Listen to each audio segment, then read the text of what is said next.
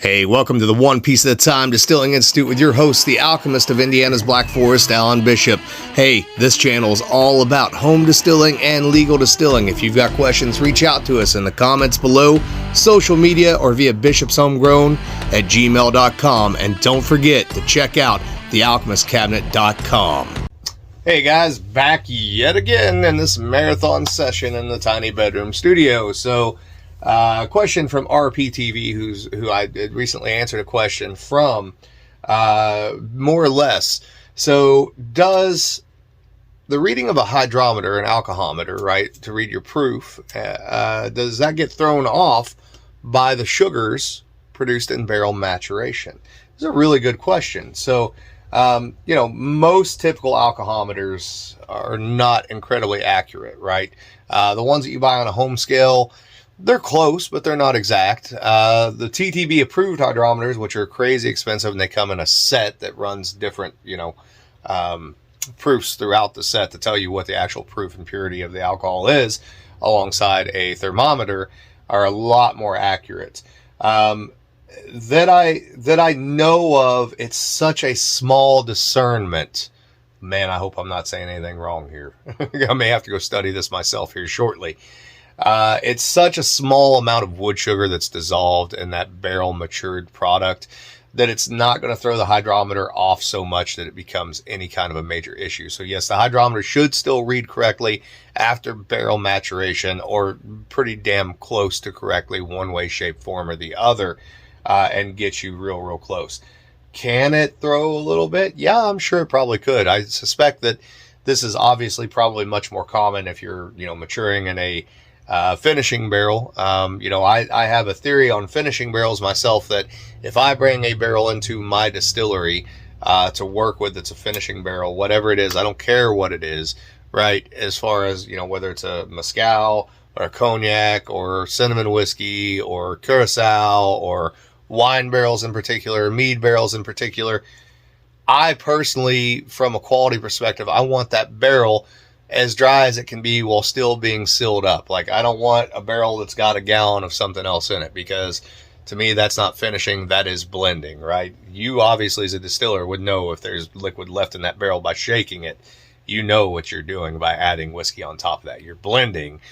You're not finishing slash post maturing. So by doing that, especially if it's something that comes in that's a little less regulated, where some sugars or things like that can be added to it, or if it's wine where there can be some residual sugar, or mead, etc., or even a honey barrel, that certainly is going to affect the reading of that hydrometer, and that hydrometer is not going to go in the direction that you would expect it. Well, it's not gonna read correctly, is what I'm trying to get at here. I'm blanking here, spacing out for some reason, but it's all good. I think you understand what I mean. So I think that probably answers your question to a great degree. It's such a small amount from just a new oak barrel that no, it's not going to skew your reading in any meaningful way that's going to make any sense to you or hurt the hydrometer reading. That hydrometer reading is still going to be pretty damn close. That being said, guys, I see a lot of people out there that use hydrometers and they don't use a thermometer. Those things are calibrated. They're usually calibrated to 60 degrees. Get you a good thermometer to go with your hydrometer, and either print off the actual conversion so you can see what the proof is, or there's a great piece of free software out there that you can download on your phone called Hoochware, that I and many other professional distillers use quite commonly, because it's right there at your fingertips. You open up your phone and it's got all the stuff in there for adjusting proof, blending with water, checking the proof by weight or volume, etc., figuring out your proof gallons, your wine gallons, etc.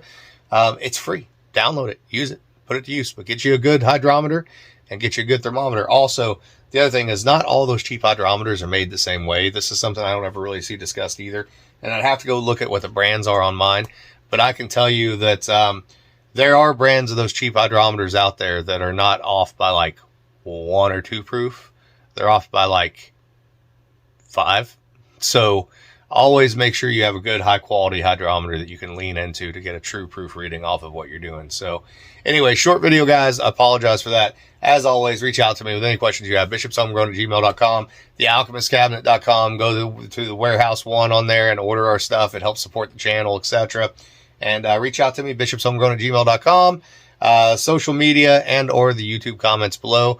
I love y'all. I also wanted to say, listen, thank you guys so much for all the support. Always send in your questions. Don't ever feel like you got a dumb question. I'll answer it to the best of my ability. Sometimes I don't have an answer, or sometimes I don't have a correct answer. And I try to always admit that, try to be humble about it. And I learn a ton from y'all's questions, which is why I love doing this channel, regardless of how much time it takes up, etc., putting this stuff together. You know, we're at 1,500 subscribers now. I would not be there if it were not for Jesse in particular over at Still It, and I can't thank y'all enough that have come over to this channel and supported us and bought the stuff from the store and continue to ask questions. Listen, I'm here for the long haul. I want to make this a part of what I do as my career. I'm not trying to get to a point where I ain't working and I'm just doing this. I am a distiller. That is what I do. And appropriately, I will always be in a legal distillery as long as I have something to say about it, and someone will continue to employ me and write my checks. So that being said, I will say this, the next few weeks there may be a few less videos because it is maple syrup season, and that does take up a pretty good chunk of my time, even though we just do it on a small home scale. You know, going out and drilling trees and putting up the buckets, dumping the buckets every day and boiling that stuff down certainly takes a little time and effort, and we're going to do a video on that as well. So anyways, guys, love y'all. Hope you have a great day. Later.